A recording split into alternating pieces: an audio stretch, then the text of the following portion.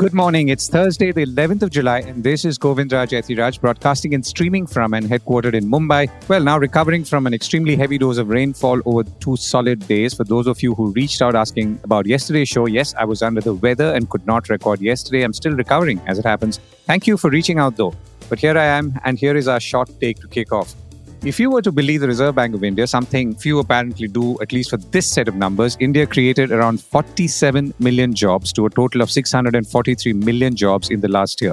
Now, this comes on the heels of a Labour Department release that India created 20 million new jobs since 2017, as opposed to a Citigroup research report that said only 9 million jobs were added each year since 2012, so that 20 million is every year. If the Reserve Bank of India's figures are anywhere near accurate, then all problems are solved and we can quite literally go home. Amit Basole of the Center for Sustainable Employment at Azim Premji University has a simple explanation for this. He says in a Reuters report that what is clear is that there is a large increase coming from agriculture and from self-employment, which includes own account work or unpaid family work. But this jump in employment, he says, cannot be equated to the creation of formal jobs with regular wages, at least going by detailed data available up to the financial year 22-23. Remember that all of this comes on the heels of goods and services tax data, which after being screamed from the rooftops for months and months, has now been moved to informal releases by unnamed officials in the Ministry of Finance. And this, of course, comes at the same time as GST collection figures have fallen for the month of June to 174,000 crore rupees. Contrast this with the April peak figure of 210,000 crore rupees for the month, and perhaps you can imagine why there is sudden silence. But why should it be like this? Data should be released when it should be released. India is seeing amongst the worst food and vegetable inflation figures for a while. Food inflation is closer to 9%, vegetables about 27%. At this point, by the way, economists are projecting a slight but an overall increase in inflation for the month of June, figures that are awaited. But we are not, at least as I can see, suppressing or twisting or massaging these figures. Of course, we have the advantage of checking the latest top prices. That's tomato, onions, and potatoes to get a sense by just going to the market or even checking online. So my argument is that holding back numbers or playing with their frequency causes considerable and completely unnecessary damage to credibility.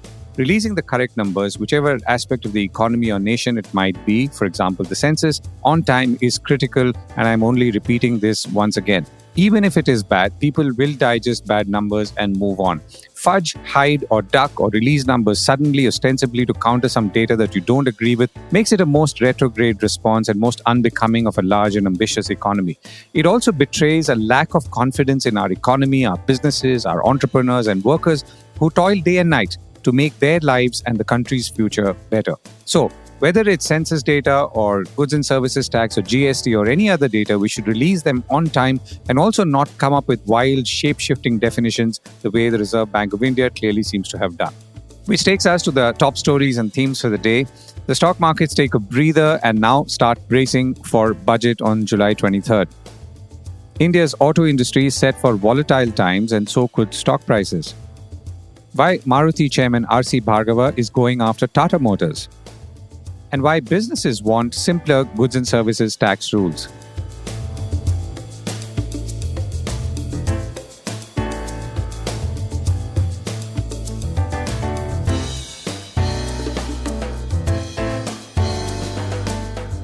This is the Core Report with Govindraj Ethiraj.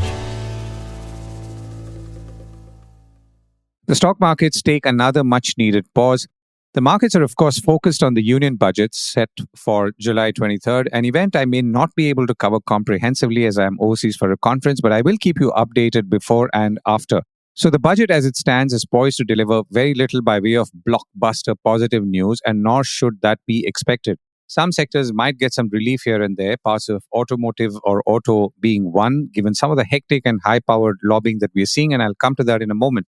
Going by veteran market players already pleading that the government should not touch capital gains tax on sale of shares, which is that the government should not increase it, I'm sensing that there is worry more than positive expectation, not surprisingly again. On the other hand, no news would be good news, and that's what I would recommend as an approach in coming days. The BSE Sensex fell about 916 points intraday yesterday before ending down about 427 points at 79,925. So it's back below 80,000. The Nifty was down and then up, closing finally down about 108 points at 24,324. Gold ETFs, that's exchange traded funds globally, lost about $6.7 billion in 2024. That was the worst first half drop in 11 years, according to the World Gold Council, quoted by the Business Standard.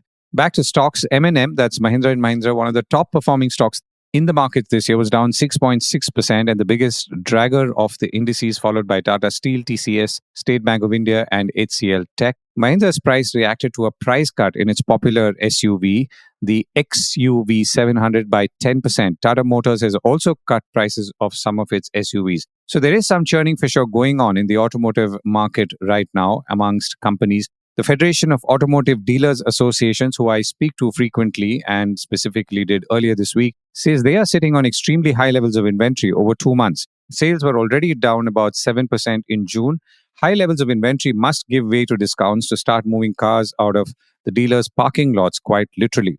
FADA also says store walk-ins were low because of heat waves, which in turn resulted in lower sales in the last month or so. Be that as it may, there may be more to consumer buying behavior right now, which is evidently soft, and we will know in a few months or a month perhaps how this is shaping up. Stock prices will also respond to all of this in coming months. Elsewhere, Asian Paints and Berger Paints have increased prices last week very slightly, according to Money Control. The price increase has led to stock prices of Asian Paints going up. In the broader markets, the BSE mid-cap and small-cap indices declined nearly 2% intraday and ended down. Oil prices are softer and down. So oil prices have been soft in recent days. There's a lot of oil coming up now, having gone up after dropping on concerns about Chinese demand and continued uncertainty about the timeline for Federal Reserve interest rate cuts in the United States. Brent bounced off $84 a barrel to trade little change, having fallen in the 3 previous sessions, according to Bloomberg. The American Petroleum Institute said crude stockpiles shrank last week and inventories posted a hefty decline last week, which means that oil consumption is stronger.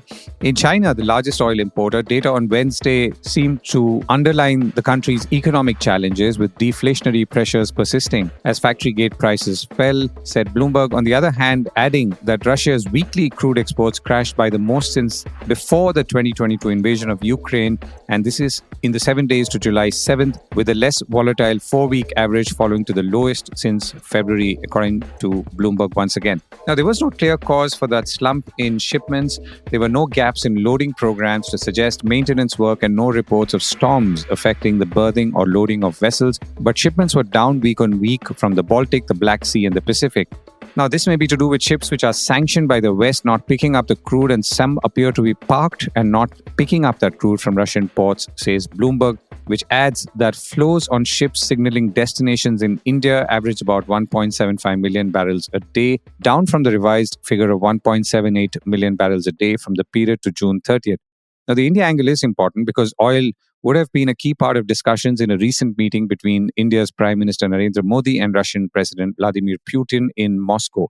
India has benefited hugely from cheaper Russian crude in the last 2 years. So how much of this discount will continue and stands today is not very clear, but I hope to visit that subject in coming days. India is the second biggest importer of Russian oil after China. According to reports, both the Chinese and Indian figures are likely to rise as the discharge ports become clear for vessels that are not currently showing final destinations. So you can imagine the subterfuge that's playing out on the high seas right now.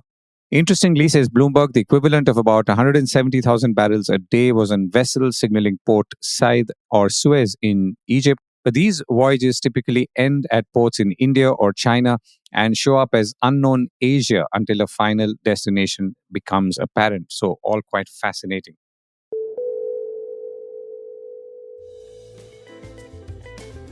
If you like what you are listening to and would like to collaborate with us at The Core Report, here's some good news. We are happy to announce the launch of the Core Brand Studio. Write into my colleague Shiva Chaudhary at shiva@thecore.in. I repeat, Shiva, that's SHIVA, at thecore, THECORE.in for more information.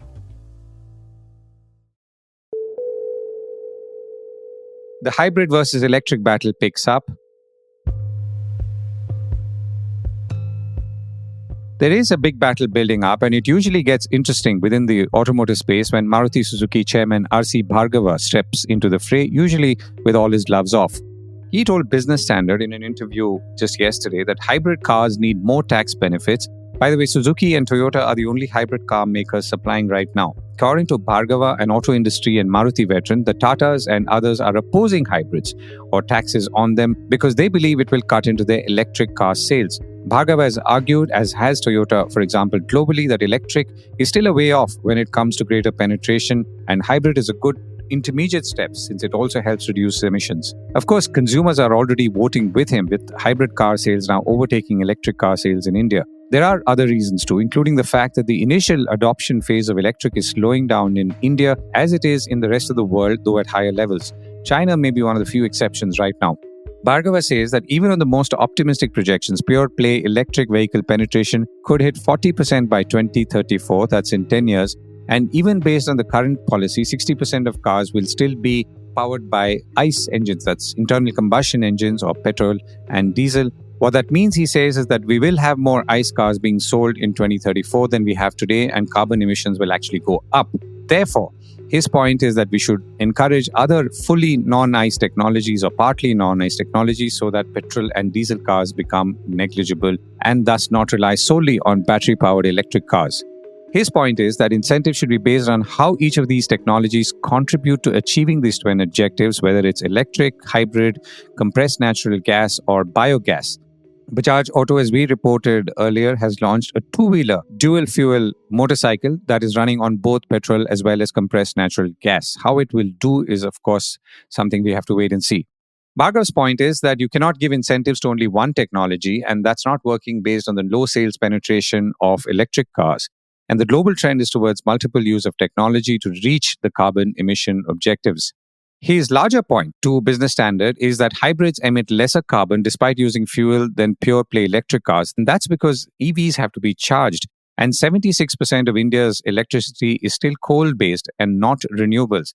Now, this is in contrast to Europe, for example, where the electricity generated is far cleaner, with 30% coming from coal-based power only. And finally, in Europe, the tax differential, that's VAT and carbon tax, between an internal combustion engine and hybrid vehicle is only 1%, as VAT is the same. And it's similar in Japan. But in India, the differential is huge. It's about 38%, which is the difference. So the total tax burden is 43% on hybrid cars compared to 5% on electric. And meanwhile, Money Control is reporting, again right away, that the upcoming budget may have a proposal to reduce taxes on such vehicles. Remember that this is a report on a possible proposal. According to sources, the Finance Ministry apparently considering a proposal for the Ministry of Heavy Industries to remove the 15% cess currently imposed on top of the 28% goods and services tax on hybrid electric vehicles. Obviously, if reduced, it'll reduce the tax differential between hybrid and electric cars and also coincide with the Uttar Pradesh government's recent announcement of a road tax waiver for hybrid cars. So all of this goes back to the point I mentioned about very heavy lobbying that's going on in this space right now. So I guess it makes it exciting and something to watch out for. Interestingly, before 2018, hybrids were apparently treated similarly to battery-operated electric vehicles, but in 2018, the government started differentiating between the two categories by removing tax benefits from hybrids. Elsewhere, CNBC reported that Volkswagen's shares dipped Wednesday after the company issued an overnight profit warning and announced it was considering the potential closure of an Audi plant in Brussels.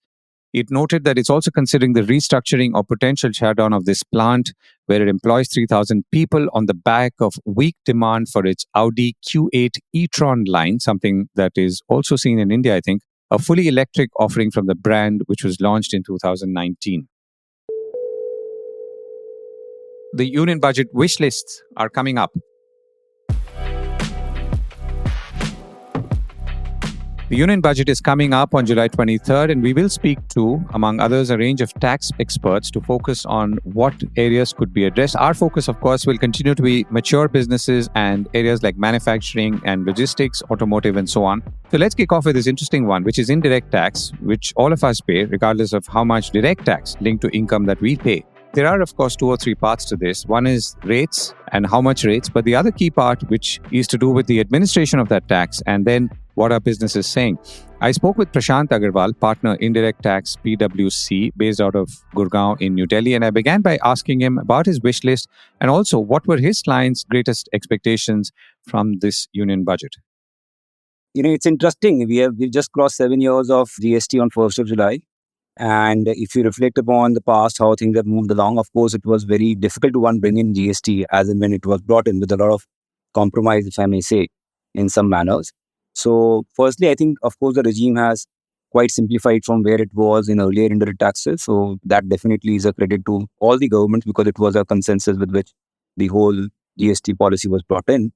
At the same time, there are still areas where things can improve further. So, you said how the collection and other things. So, firstly, the collections will improve. We have all seen how the average collection, which used to be around 1 lakh crore, has moved up to 1.6 lakh crores per month on an average. It crossed 2 lakh crores in April. Government has made an interesting announcement that they may not release GST collection, but of course, they have been on a rise, clearly more than whatever budgeted revenue collections have been for government every year. So that clearly shows that something is very right with how the GST is moving forward. It also shows that the government's enforcement has been pretty vigilant in that way. And we see that how government has used technology to ensure that they're able to catch hold of any tax evasion at a right time itself. And therefore, companies themselves are being more proactive as to how they want to work around it. What you would want more better in coming days and times would be rate rationalization. Of course, having five duty structure along with compensations is not the most ideal way of having GST. It is perhaps the most complicated one in the world. So hopefully the efforts to rationalize these rates would happen. Perhaps some of the rates can collapse into one. Easier said than done because again a lot of consensus would be required. The second has to be some of the goods which are outside GST can be brought in. So there have been news around natural gas, ATF. If these can be brought in, and of course, petroleum is the largest one, which would take its own time considering the amount of revenues at stake for the states. But natural gas, ATF are the clear wins that would show a very positive route from a government standpoint. And I would say continuous efforts to use technology and enable companies. So you have a lot of data which has been collected by the government today. How can that data be actually made available to the businesses to take the right decision? How can you create a heat map of where the demand is for a particular product? And that helps the businesses to go further in that way. Even government decisions can be based on that. So how do you use this data beyond just tax administration? Would be another interesting piece which the government can look into because they have all kind of data of sale, purchase, raw material, movement of goods. Clearly, that can be used better to enhance the development of the country in a very focused manner. So those are things that can one look at. Lastly, would be litigation. Unfortunately, GST tribunals are yet not formed. So what the government can do to fast track these. They are making their own efforts. There are again announcement just in the last 53rd GST Council meeting that the first GST 80 could be operationalized by end of September or 1st of October. How fast they can really move along the route of closing those cases or completing the cases would be very, very critical because having a lot of pending cases never helps any judicial proceedings per se. And one thing which we need to give credit to government is listening to the industry. Whether they have come out with the right decisions or not is for everyone to take up. But it is very clear that this is one area of GST which is to be really appreciated upon, that wherever the industries have had challenges, there are enough and more revenue that the industry can reach out to. And some of those critical matters can be taken up. And we have seen that even in 53rd GST Council meeting where a lot of decisions were made which were based on industry representation. So the ask for the industry would be continue to make their efforts in terms of making government aware of what are the challenges you are facing and how what could be the possible solution.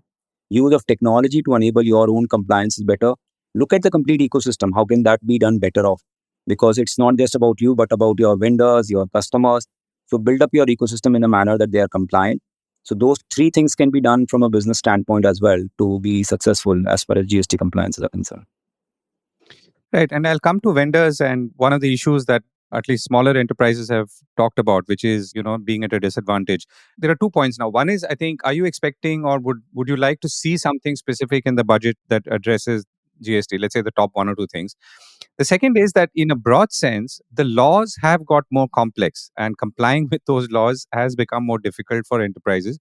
The burden I sense is more felt by smaller enterprises. So what's your sense? It's in line with what I believe should come in budget, to be very honest. One is the amnesty scheme. It's a very important decision that the government took in the 53rd GST Council meeting that for the first 3 years, 17, 18, 18, 19, 19, 20, there could be a amnesty scheme whereby interest and penalty could be waived off. One needs to see how it is operationalized and even extended till date, because why only 3 years? It's only been 7 years. You just want to clean up all the mess which may be there and give an opportunity to taxpayer to actually pay tax and close the matters. So I would have loved to see government saying that we will clean it up till date. Let's start it from the clean slate with the 8th year. So if they can extend it, nothing like it. If not, at least the 3 years is a good starting point in that way. Industry was really demanding for it because there are a lot of areas where there was lack of clarity and people had taken different stands. The other is introducing sections like 11A, which would be in line with what excise had, which basically means they've come up with a section which enables government from time to time to regularize any activity which the industry has been undertaking, which was more like an industry practice, but the government believed that it is against the GST law. So in some ways that helps the industry to again go back to government, come up with their point of view, and then through advocacy probably operationalize some of those aspects. Third would be on the litigation side, the government has adopted a strategy to reduce the pre-deposits. That's again important because, as I said, number of litigations are supposed to start with GST tribunal getting operationalized. So they've proposed to reduce the 20% pre-deposit to 10% at tribunal level. That can have a positive impact on a working capital perspective. So these are 3 points which I would say I expect at least the current budget to have from its perspective. And it would be interesting to see what are the budget collections the government is proposing for the remaining of the financial year itself. Small enterprises, so the problem about, the companies say that they're being denied credit because vendors are not complying. Vendors feel that they are at a disadvantage because companies are blacklisting them. So what is the way out of this, if at all? So I think, truth lies somewhere in between, I would say. I mean, it's important for all enterprises to comply. And one believes that this law would continue to remain that because it's like a self-control which the government is trying to build within the ecosystem. And there's a lot of benefit out of it because companies themselves are forcing, in a way, vendors to comply, which also means a lot of unorganized sector is moving towards the organized sector. So I would say it's not completely off track in that manner, but at the same time, government should continue to make effort to see how small enterprises are able to comply within GST law, how the adoption of technology can be improved upon within the small enterprises and take efforts around it.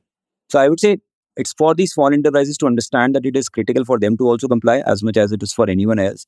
And they should work towards improving their systems. I know it's easier said than done for them. And therefore, I'm saying that perhaps the government has to be the facilitator to help these enterprises be better compliant. Right. And so you've talked about technology, and I saw an article that you wrote recently in one of the newspapers on this. And you've talked about vendor management, which is exactly what we just touched upon, then reconciliations, litigation. So, in a broad sense, but is this technology, the kind you speak to, accessible to smaller enterprises? Some of it, yes. So they don't need to go into, let's say, generative AI. They don't need it at this point of time. But at least, on the GST network itself, there are access provided by the government with free of cost software as well, which can be adopted by a small and medium enterprise. And to be honest, a lot of them actually are accessing online platforms or, e-commerce operators. Through them, they can get these kind of facilities. So I won't say these facilities are not available. In fact, a lot of them are being made available. Perhaps awareness from a government standpoint would really help them. And as I said, that's where I feel a government looking them like, if I take a credit card, the kind of customer service I get there just to ensure that I'm able to comply. Something on those kinds government can do as a facilitator that would really help the small enterprises to comply specifically. Right, Prashanth, thank you so much for joining me. Thanks, Govind.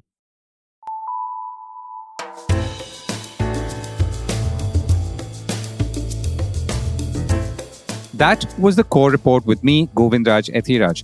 Do stay connected with more of our coverage at the Core. You can check out our website or sign up to our newsletter for our exclusive stories, one in-depth feature a day on www.thecore.in. Do also track us on LinkedIn, where we usually post synopses or extracts of our top stories and interviews. We would love your feedback on how we can make business more interesting and relevant, including, of course, India's vibrant manufacturing sector. So write to us at feedback@thecore.in.